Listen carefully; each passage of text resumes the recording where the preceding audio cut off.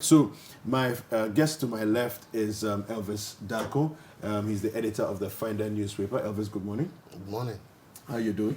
I'm good, yourself? I'm very well, thank you. And then the guest to my right is Kwame Jantuah, who is a lawyer and also the former vice chair of Public Interest and Accountability Committee. Good morning. Morning. Kwame, how are you doing? I'm very well. Yeah, you look very fresh this morning. God is good. It's like the Monday is very God is good. I slept well, so you slept well, I have no complaints. Nice one, nice one. Yes. All right, Elvis. Weekend was okay? Not bad. Not bad. All right, good. Let's delve into the NPP primaries stories right away, okay? Let me just begin by reading the first, just a quick portion from here.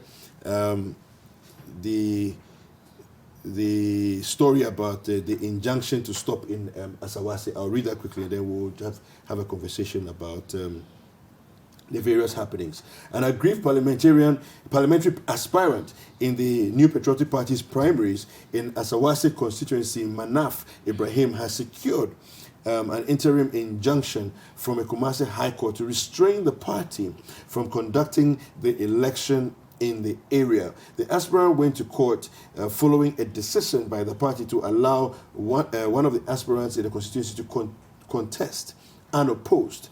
The NPP's national executive, in a recent statement, listed names of aspirants to represent the party in the 2020 parliamentary polls. The Asokore Mampong Municipal Chief Executive, Alhaji Ali Duseidu, was listed as the candidate for the party in the Asawase constituency. This was after the claimant, Manaf Ibrahim, filed his nominations and was later said to be disqualified by the party's NEC. Now, let me start with you, Elvis. The fallout from the orphan constituency elections so far. What are your take on any significant outcomes, the winners, the losers, and so on, including this subject of a possible court case? Well, so primaries are normal, and when parties are in power, you see many government appointees trying to also go to parliament for various reasons, and it's just normal. It was repeated in the NPP's parliamentary primary, where even ministers of state, deputy ministers, chief executive, all kinds of government appointees, presidential staffers, all trooped to their constituencies to become parliamentary candidates for their political party.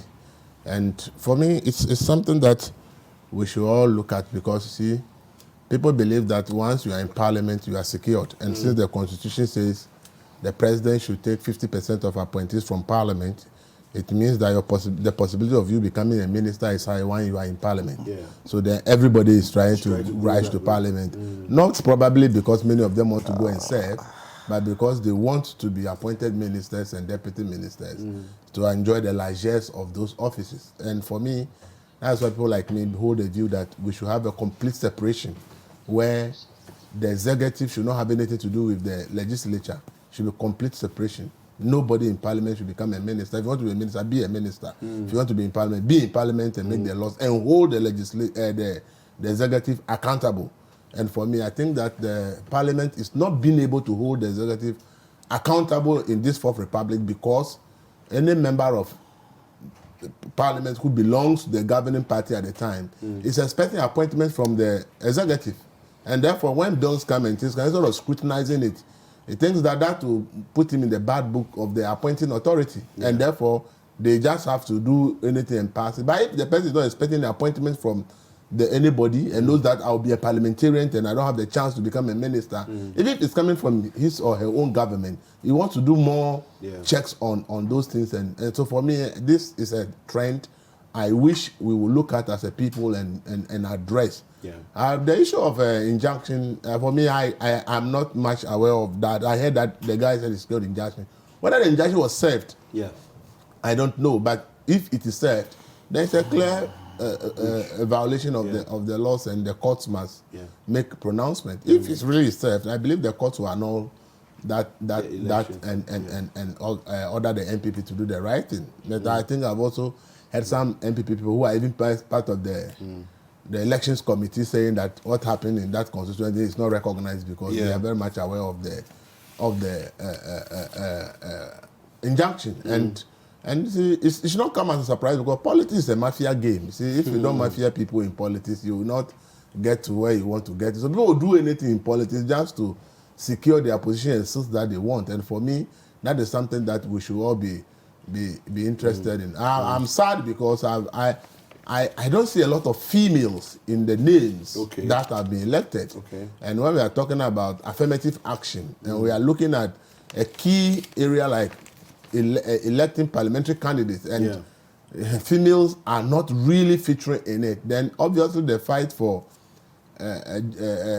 affirmative action is already being defeated at this level. That's why some of us believe that we need to get that bill passed and give a voice to women. You see, women issues are more communicated and well articulated by women because it affects them.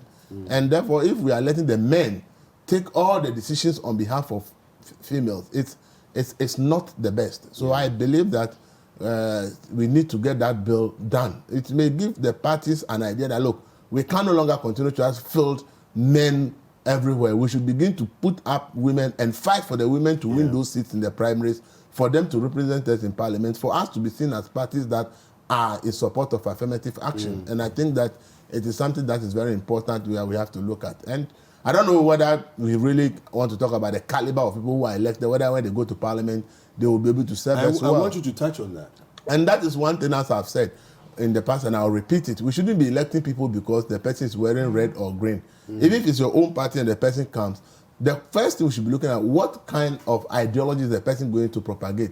Those who have been elected, what is their even understanding of the development in freedom that the NPP believes in, and what kind of policies have they promised the delegates that if we go to parliament, these are the policies we are going to make to further that ideology that we believe in. Most of the times it's about gifts and all that. We saw pictures of somebody who is supposed to be giving cars to delegates to vote for him, and this is complete issue of vote buying. And this vote buying things for internal elections, it is something that is there. And as Professor PLO Lumumba has said, the African electorate expect to be bribed in exchange for his or her votes. And if the person should bribe you for the votes and you accept it, don't expect any meaningful law or development from that person, because the person took the money from somewhere and the money must be returned. So the person will only be focused on what he or she can do to recoup that money. And that is what we should be letting people understand.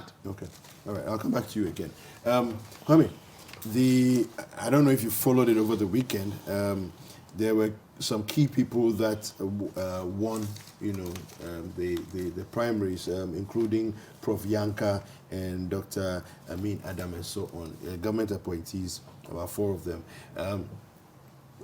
Does this have any significance as far as the general election is concerned, for them to win the primaries at this stage? Good morning, David. Good morning, Elvis. If you talk about significance, they are frontline members of the NPP. Yes. In that they hold ministerial positions. For a politician, one of the highest positions you can get is either being the president, being the vice president, being the speaker of the house, being a majority leader, and also being a minister. Substantive minister, deputy minister.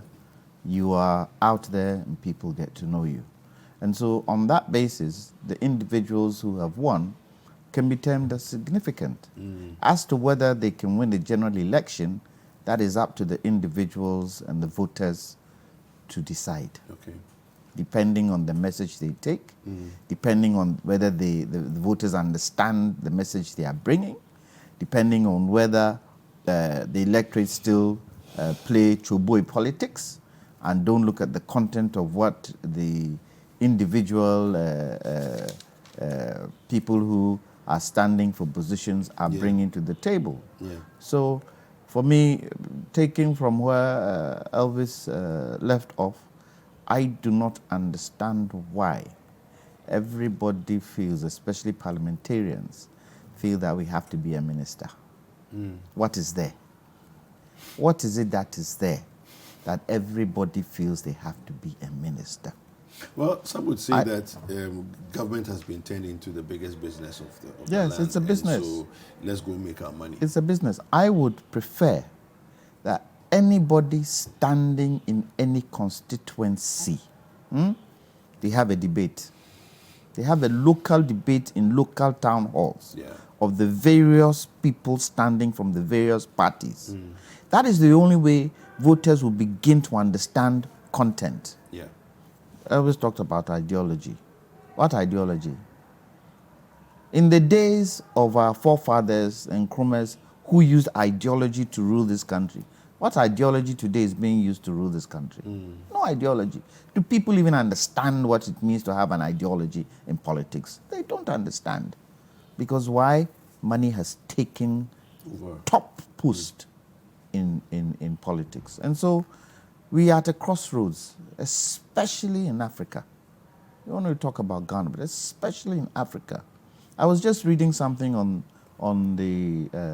Google this morning about Nigeria, how law has broken down, how discipline has broken down, and it's free for all because the laws don't seem to work. And if the laws don't seem to work, how can you get credible elections? When politicians are found to be paying bribes and money, and it happened in this NPP orphan state constituency, because that was what it was. They went for the orphan constituencies, yes.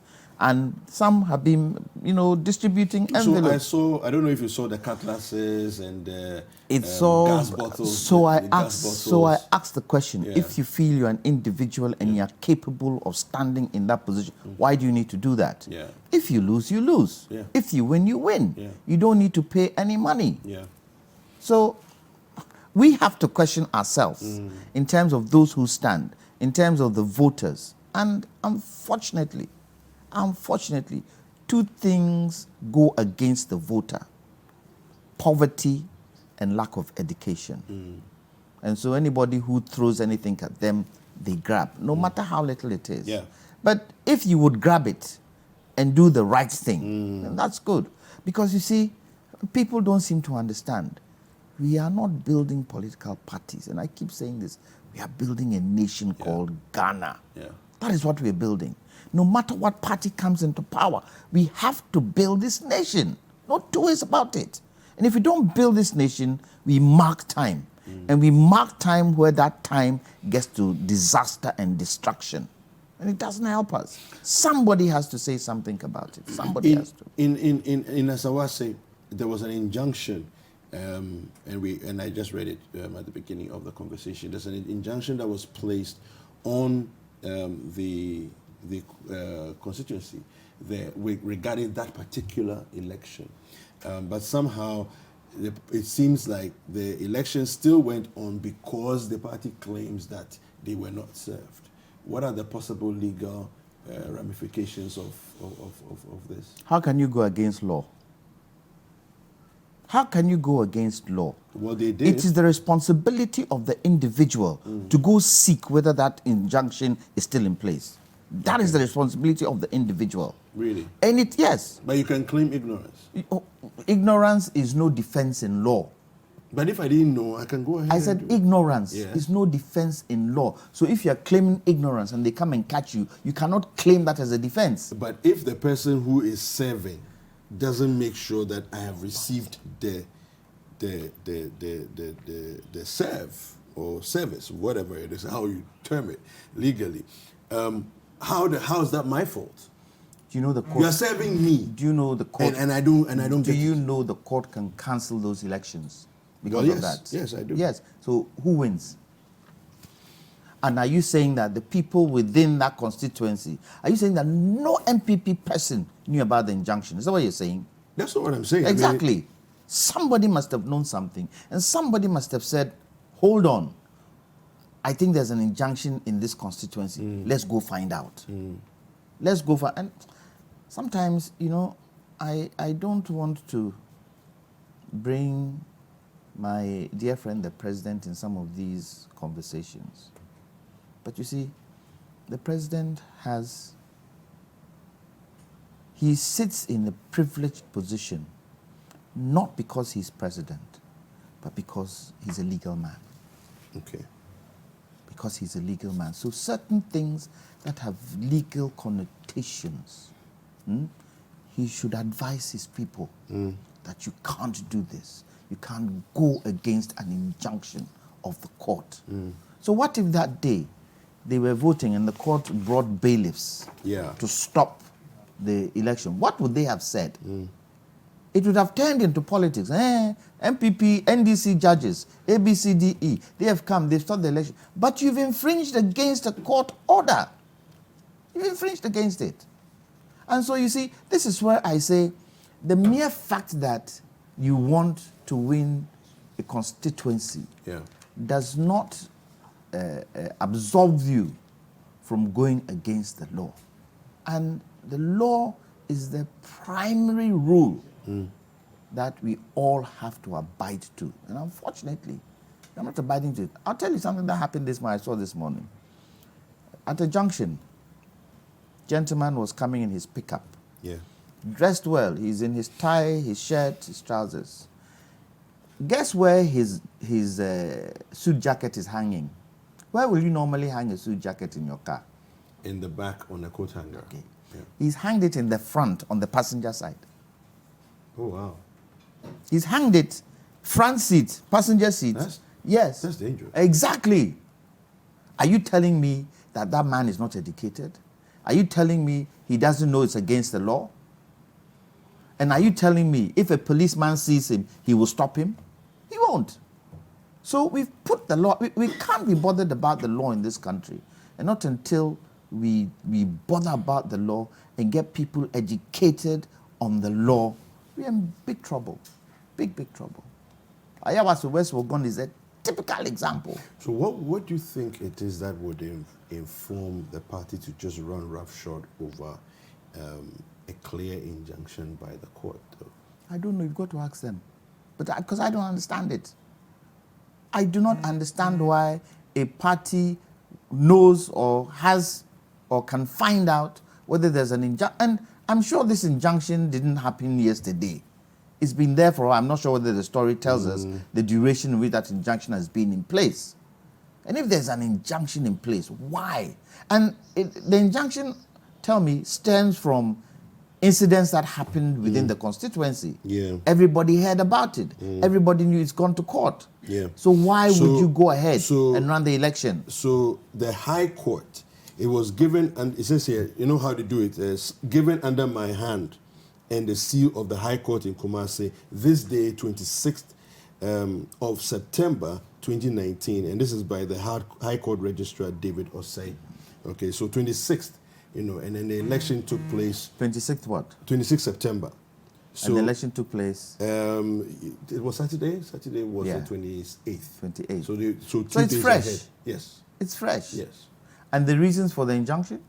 It says here, okay, so let me just read it quickly. Upon reading the affidavit of Manaf Ibrahim gives his address and so on and so on. It says here, it is hereby ordered that the application is granted. The defendants, their agents, servants, assigns, privies, and any persons acting or claiming through them are restrained from conducting the parliamentary primaries at Asawase constituency scheduled for 28th of September, Saturday 28th of September, and or declaring or holding out the third defendant as sole candidate for the Asawase constituency.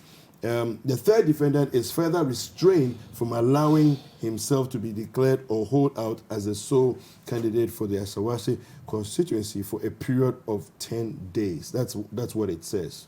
So tell me, David, Electoral Commission, what is their role? What is their role? Were they there? Yes. They were the ones who ran the EC was there. Exactly. And how is the EC classed? when you look at the roles, how are they classed? Are they not classed in the roles of judges? Yes. And so if there's an injunction, isn't it up to the EC For to them say, to there's an injunction in this place, we can't run it? Why did they go and sit there? Why did they go and sit there? And you then ask the question, why should the EC be nominated by the president? That's a very interesting question. Why did the EC show up when the EC is actually in the category of judges? Okay, so we're going to take a short break. We'll be right back. Don't go anywhere. All right, welcome back. And we want to just round up on the subject of the primaries, and then we'll go into the next topic. So anything further that you want to say, Elvis, before? Well, for me, I think that sometimes political parties, they are their own enemies. Okay. Because some of these things that people flex power within to force their favorites on constituencies is what makes them lose those seats in elections. Instead of them going for the popular candidate that can challenge their opponents, people have their preferences to impose their friends, families, and associates on the constituency. And the people who are going to vote, who want to vote for the candidate that they think is the most popular. Yeah. So if parties continue this way, this is what will happen. And it's not a surprise. And normally, sadly, it is when governments are in power. If you observe the Fourth Republic, anytime government is in power, people are imposed on constituents, and when the final election comes, you realize that the governing party loses a lot of seats, and that's what normally sends them to opposition. From Jerry Rawlings to Kufuor, everybody had that problem. I think it's only President Mons who unfortunately could not have a second term, and that did not have that problem. But if you look at the Fourth Republic, any time that the government goes to, it is because they have imposed candidates on constituents. People say this is the person we want. They will mafia and impose a candidate on the constituency. And it's okay. If that's the case, we are either not voting for the person or we go for the opposition. And at the end of the day, you see that the opposition has won. So if you look at it, any time a new government comes to power from opposition, they have the majority in parliament in terms of MPs. Because the government always tries to impose people. So party in opposition normally will listen to the voice of the people and say, if this is the person they want, let's allow that person to go. But once in government, because people have become influential, people are in positions and can muscle their way through, they end up imposing people. And the person that's going to vote is the person that made the choice. So if you impose somebody on me, I can decide to either vote for you or not vote at all. So at the end of the day, it's the party that is what is feeling the pinch. And as 25 years in the Fourth Republic, and we are still repeating this kind of thing as if we don't learn from the past. But politics is about power. So people, once they have access to power, they want to use their power to do anything that they think that they can do. And that is what happens everywhere. And I think that what is happening in the NPP is not different, especially what's happening at South. It's not different. It has happened in the past all the way to today, and it's still happening. Why do you think the NPP won so much seats in the last elections against NDC? Because at that time, NDC was imposing candidates on people. Oh, this is the person who must go, because there are people in power who are determining who should stand, not the choice of the people as delegates. So at the end of the day, when that candidate becomes the candidate for the general population, they say, oh, but this guy is not the popular person we want to vote for. So you can use your money to influence your delegates and everybody to get your favorite elected. But remember that it's not the delegates who are going to make the person MP at the end of the day. It's the general public. So if you have not done a proper work to know who really the general public will prefer, but you focus only on your primaries, you put in a candidate, and then in the general election, you lose it. So does it look like the politicians lose touch with the pulse of the people? Well, President Kufuor has said, power can trick you. And that statement keeps ringing in my mind. If I observe the way presidents have behaved and governments have behaved in the Fourth Republic, I am tempted to believe that when people get power, power actually tricks them to think that, oh, once I'm in power, I can do anything. And that is what I've seen. I think that has happened. Once I'm in power, I can do anything. But they forget that the real power is in the terms of the citizens. Look at what is happening. Any final comments? Look at what is happening in the UK today. Look what is happening. And with politicians, some of the politicians are saying, let's go back to the people. They have the power to decide. Let's have a referendum. And even look at how the individual MPs from different parties, some have decided to sit with the opposition and what the opposition is saying. Will it happen in Ghana? Please. All right, let's go to our next topic. Elvis, this one is in your paper, but I will go to Kwame first, and then I'll come back to you. Oh, if it's in his paper, start with him so that I know what is in his paper, because I haven't read it. No problem. All right, so let me just quickly read what it says here. The Comprehensive Sexual Education issue. All right. In here it says, teaching 5-year-olds about sexuality is a clear LGBT agenda, says Fo Amweni. All right. So, law lecturer and fierce critic of the lesbian, gay, bisexual, and transgender movement, Moses Fo Amweni, has slammed the introduction of the Comprehensive Sexuality Education CSE in Ghanaian public schools. Mr. Fo Amweni, who is also the executive secretary and spokesperson for the National Coalition for Proper Human Sexual Rights and Family Values, said some texts and modules in the curriculum will guide the CSE program in Ghana resonate with LGBT activism. Beginning next year, pupils in all public schools, including 5-year-olds, will be taught CSE. Now, let me come to you. This story here. You said, Moses says it's a clear LGBT agenda. Is it? Well, looking at the content, there's no doubt about it. And you see, it's sad that the African... Have you seen the manual? Yeah, I've seen it. Okay. I'm seeing it at a point that I even tell you that don't think about anybody's gender preference, accept any gender preference at all. What does it mean? Wow. Yes, it's clearly stated. Break that down for us. Break that down for us. It means that today you don't have to say that a male and a female are the only gender. So if somebody said, I want to have a man-to-man affair, accept. If you have to have a woman-to-woman affair, accept. These are the things that are in the so-called CSE. And they want to teach this. And they want to teach this. As young as 5-year-olds. You understand it? The question I ask is, okay, we are a country, we are a people, okay? Why would you want to introduce sexuality education to a 5-year-old? What is the common sense in this stupidity? Okay, we live in a country, okay, where our law says that if you are not a 16-year-old and above, okay, if you have sex and even give consent, it is still a criminal offense. So the law has banned anybody below the age of 16 having sex at all.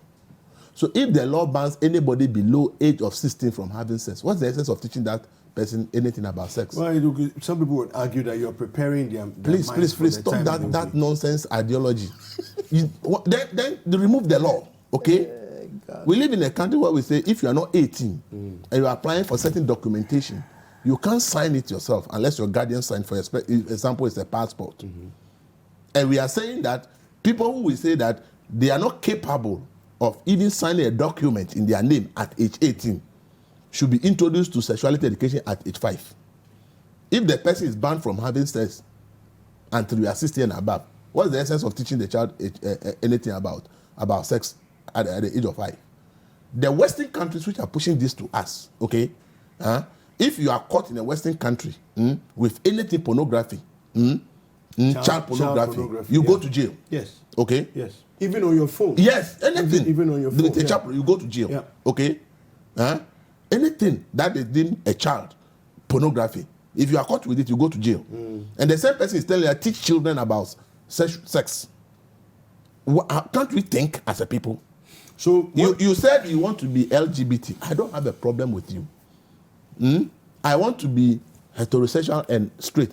Don't have a problem with me. Decisions must be taken by adults, and adults must be responsible for their decisions. Children can't take decisions, so you guide them. So don't force anything to the throat of any child. Let the child grow up and say, I've been brought up as a straight person. Yeah. I've come to learn about other things as an adult. I've chosen to be a gay, a lesbian, or bisexual. I, Elvis, don't have a problem with you. Because you are responsible for your decisions at the age you are taking it because you are an adult. Okay. But I will not accept anything where you are being introduced to something that at the point that you lack the capacity to decide and you are being introduced to it. That is completely rubbish. we shouldn't tolerate that at all. So I will not have a problem with if you are gay, lesbian. They are here in Ghana. We know the UN system, how they support them, give them we know. But if you are gay and lesbian, it's your choice because you made it as an adult, not because somebody pushed it down your throat when you are a kid. Okay. I am not interested in your sexuality if what you want to be. It's your choice because you are accountable for your decisions as an adult. So allow adults to make the decisions. Okay? Leave sexuality education to parents. Leave religious education to the religious places. Scrap all of them from the educational system. Because at the end of the day, the school system is supposed to teach you this, not about sexuality. Yeah, but in Ghana, we have another that says, Obi Nchirakola Nyame. Yes. Yes. Nyame also in Nchirakola. Yeah, okay. That is it. We have a culture. We have a tradition. We are a people.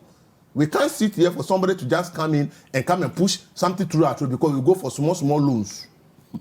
We should stop this as if we don't have brains in our head. But isn't sex a subject to be taught in school like any other subject? That's what I'm telling you. That scrap it. I don't need it. Leave sexual education to parents. Leave religious education to the religious places. The educational system, teach them. The people who are doing this to, they are teaching their children coding, artificial intelligence. They are preparing their children for the next decade. In our culture. And you are here thinking about sexuality education. And at that time, your children don't even know anything about coding. Yes, they don't know anything about artificial intelligence. Yes, but and then they will still continue to rule your children as slaves. And they continue to rule us today. Elvis. And we are not thinking. Elvis, but you know that in our culture, parents don't talk about sex. Who said so? At the right age, your parents. So? Oh, please. No. That is a misconception. How is it a misconception? We have a problem in this country. We just think that everything the foreigner brings is correct. No. It is a lie. If anybody tells you that parents don't. Elvis, I will not accept it. Elvis. It is a lie for you to tell me that. It's even a taboo in terms of talking. Please. It's a lie. Let nobody deceive you. The parents know what age to tell you about sex. If you are not at age, they will not tell you. So let nobody deceive you that parents don't talk to their children at all about sex. It's a deceit. This is lies that they have told us. We are believing it. Who told you that when you start menstruating, your parents don't tell you that this is the meaning of menstruation when you have your first menses? But that's not sex education. Who told that your parents don't tell you what is it? That's not sex education. So what are you telling me? Don't tell me things that we don't know. People are just be deceiving us. The foreigners come with all their ideas to come and deceive us and we buy into it. Your parents know what age to tell you about sex. If you are not at that age, they will not teach you sexuality education. They know why. So not everybody deceive you that parents don't teach their children sexuality education in Ghana. It is a misconception that we have been lied to. Well, and then we are supposed to. How old were you when your parents taught you my about friends, sex? I said at the age that your parents did. How old were you when I don't need to tell you, sex? but I'm telling you that. Did they even teach you about sex? Let me tell you that. Yes. They taught you about sex? Yes. So stop that. How old were you? I won't tell you. Stop that idea. We are bringing misconception to deceive our people to believe that parents in Ghana don't teach their children sex. Who said that? Your parents will tell you that at this age, you are not qualified to do this, so don't do it. Okay. Because they are your parents. Yes. They are supposed to guide you. Yes. Just as our law says that if you are not 16 years and above, you cannot have sex. Okay? That is our law. Yeah. And so if you are not 18 years and above, you can't sign certain documents. Why did we allow this in our laws? Then the Western countries should scrap laws against pedophilia, because the pedophiles are also saying that it is their right to have sex with children. Yeah. And if the children consent to it, they should be allowed to have sex. Why are they saying that they will not repeal those laws in their books? The pedophiles say if the child is 5 years and agrees that I want to have sex, allow me to have sex with the child. And you in your country say you don't allow that because you think children at that age are not old enough to decide. But you are telling me that a 5-year-old child in Ghana is old enough to decide and therefore should be taught these things. This is the global agenda being pushed by these people through the community, the UN system. Yeah. It's the UN system that is being used by these people to push this agenda down. We are not as a people so dumb that we cannot identify these things. We have culture, we have tradition, we are people. People believe in their religions. If I say I'm a Christian, allow me to be. Yeah. What is the logic in this thing that this LGBT community is doing? I'll come back. I say I'm a straight. Yeah. You say you want to be LGBT. Yeah. I say I don't have a problem. But I say you want to force your own throat through my throat by force. Okay. Why should you force your own on me? I'm not forcing mine on you. Okay, Elvis, I'll come back to you. Thank you. Lawyer, so they piloted this thing with Ghana. This is UNESCO. They piloted this with Ghana, Tanzania, Zimbabwe, Malawi, Zambia, and Swaziland. Yeah. So why the 6 countries it seems to me, I'm really going out on a limb here. It seems to me that they've entered into the most susceptible countries in Africa to begin a pilot program, which will eventually spread across the rest of the continent.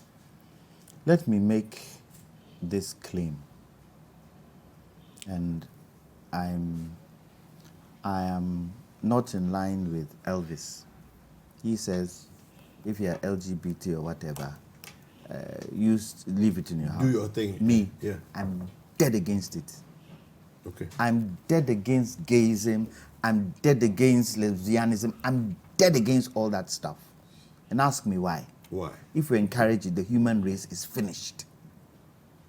Absolutely finished. Explain your thoughts. What do you mean explain my thoughts? If men are marrying men and women are marrying women, how do we produce in this world? Artificial insemination. Oh, please. How successful is it? Do you know the kind of complications that we face with artificial insemination? And where are they going to get the sperm from? From the men. So we are going to do like the fishes do. Like the fishes do, like tuna, salmon, they do. The female tuna produces the eggs, and the male tuna, pass by. he passes by, he pumps his sperm into the sea, and hopefully it catches the eggs and ferments it. Is that what we're going to do as human beings? Even dogs, even animals don't go with their own, let alone human beings. Look, let me quote this what you call it thing that we are talking about now. Ghana and the United Nations Education, Scientific and Cultural Organization, UNESCO, launched the CSE program this year in a bid to empower adolescents and young people to deepen their scope of existing activities to attain a comprehensive sexual education, known as Our Right, Our Lives, Our Future. Yeah. What kind of right? What kind of rights? What kind of future are we talking about? 5-year-olds, how do you, relate them to our right, our lives, our future? How? Tell me how. You see, this LGBT thing, they use a very subliminal way to get it in. And I would have thought African governments would stand against it as one. But African governments have traditionally been very expedient. So, if the money is good, we go with whatever. Forget the money. That's what we've always done. The challenge we have in the world today is I'm right. That's the challenge we have in the world today. I am right. Whatever I do is right. Because we in the West, we like this LGBT thing and stuff. We are right. Sink it down other people's throat. Look, the fabrics of our beliefs in Africa is based on what? Our culture. Our belief in God's word and the spirituality principles of the Bible and the Quran. That is the fabric of our morality in Africa. And if they don't believe in it, and if they don't have a culture, they shouldn't come and sink it down. So I asked the question, why did they not add polygamy to this thing? Why? Why did they not add polygamy to this thing? Because polygamy is practiced in Africa. If this was a worldwide thing that they want to educate you, why did they not add polygamy? When May, the British Prime Minister, when she was in power, what didn't she ask us? We should take this, what do you call it, homosexual thing. We are not going to take it today. We are not going to take it tomorrow. But the Ministry of Education has already accepted it. People will demonstrate against it. People will demonstrate against it. I'll be the first person to stand in line to demonstrate against. Unfortunately, I haven't read the document. And I hope I can get hold of the document. On the Government of Ghana website, there's a line here that says, launching it Dr. Matthew Opoku-Prempeh, the Minister of Education, said Ghana recognizes sexual reproductive health education as a conduit for addressing issues affecting her youth. The subject of sexuality has become a very important matter, particularly for the youth in our societies, explaining that the changing societal context characterized by the free flow of information, media pluralism, and social media has necessitated the need for our education systems to provide accurate information on sexuality. Let me tell you something. In the UK today, if you have a computer and you go on pornographic sites, they know who are going on pornographic sites and they can come and arrest you. So why are they pushing this down our throat? They should give us a typical reason why. And you know what it's going to do? It's going to pit teachers against parents. Yeah. Because the teachers will teach this thing, the children will come home and tell their parents. The parents will say, no, that is not it. The children will say, but that is what they taught us in school. And it's pitching teachers against parents. We have to stop this thing. We have to stop it. And my own nephew, I don't know why he's pandering to it. Yeah, I'm a little surprised. I don't know why the government is pandering to it. Yeah, why? Is it because of money? It is because it has to be. Look, if Africa, if we were to come together as a strong union, we won't need penge from any Western country. We won't need penge from any Western country. Why? We have nearly 65% of the world's natural resources. Go to the Congo Basin today. It can light up the whole of Africa. What are we sitting there for? And this is what I expect African leaders to do. To say, look, we are against this. Because, look, the Western countries, they depend on us. Yeah, they do. They depend on us. How many mining companies are in this country that are foreign? What do they mine? Our gold. What does the gold do for them? And we are sitting here getting money from them. Are we right? Are we correct, people? But you see, I say, as I'm pointing this finger at Elvis, 1, 2, 3 are pointing at me. Responsibility is on the people. And we have to demonstrate against this thing. We have to demonstrate against. We won't allow our children to go through this underhand way of bringing gayism. Yes, it's in our society, but it's against the law. I said, if they want to do this, they should add polygamy. At least with polygamy, you are having children. And look, I expect women to stand up and demonstrate. No, every Ghanaian, please. I expect, let's put every Ghanaian aside. I expect women to stand up and demonstrate. Because if men start marrying men, the women are going to suffer. They will go marry women. Anyway. The children will be an issue. I like man marry woman cannot give birth. It's the same thing. If a man marry man, he can't give birth. A woman marry woman can't give birth. And 5-year children are being taught that touch your colleague in sensitive places and ask them how do they feel. In this curriculum. Yes. That touch your ear, touch here, and ask, and all you need is to ask the person, can I touch your ear and touch? This is what the curriculum is saying at the basic level.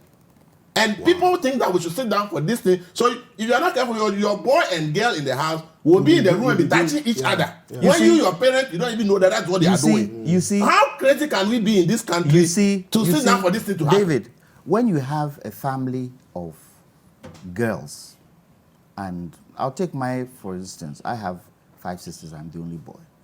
When my sisters were getting to puberty, my mother called them and said, you know what this means? You know why you're going through this? And run them through what it means. And run them through, if you're not careful, at certain times of your period, you can, after your period, you can get pregnant. So be very, very careful. Don't do this, don't do that. Isn't that sexual education? It is. And even boys. I remember when I was growing up, any woman who comes to visit me in the house, my father will call both of us and sit us down and lecture us. So you were even scared. Are you saying it doesn't happen today? It does. Who doesn't love their child? Who? Tell me. Who wants their child in their youthful ages to have children? Who wants that? Teenage pregnancy. Who wants that? So you think the parents don't have that responsibility? and it's up to the teacher. And then the teacher, know where is he coming from? What's the teacher's background? Yeah. If the teacher is LGBT, how do we know? How do we know? These people are in the minority in their countries. Minority. Okay? They are in the minority in their countries. Even when they try to introduce these things, their countries do not really accept. But they are pushing it down through our throat, through our government. Yeah. And we are putting it through the formal education system. And we don't see anything wrong with this. Okay. We are running out of time, so let me just quickly jump to the next topic. Okay, this topic needs to be exhausted. We haven't exhausted because we have not really touched it. We want people to understand that what we are doing is to reduce Africans and us to sex animals. Yes. Whilst their children are learning coding and artificial intelligence, and they will continue to use it to control us because all we will be interested in is sex and sexual activities. While their children are doing the high-tech things. Are we so stupid to think that we have to be sexual animals and their children should continue to rule us? We cannot do artificial. What are we thinking? So we just want to touch on the last topic. The last topic basically is a quote from Honorable Bagbin. He says, civil result is imminent in Ghana. I'll just read a quick quote from him. He says, what we are likely to face in the near future as a country is civil revolt, civil disobedience, because the people are not getting the benefits of multi-party democracy. This is likely to happen, he said. I do not see any strong evidence to support the claim of government that a group of people are trying to stage a coup. He's one of the people that will be blaming the civil disobedience in this country. How many years has he been in parliament? What did he do? What record can he boast of that when I was the leader of parliament or deputy majority, I was an MP, we held governments accountable to do something for the people. We vote for you to go and sit there to hold the executive accountable, make laws that help us develop. You've been there for over 20 years. Now you are leaving. You are not going again. You are telling us there will be civil revolt in this country because you are not seeing what governments are doing for the people. He's the number one person that has to be blamed because he's part of the political class that have failed the people.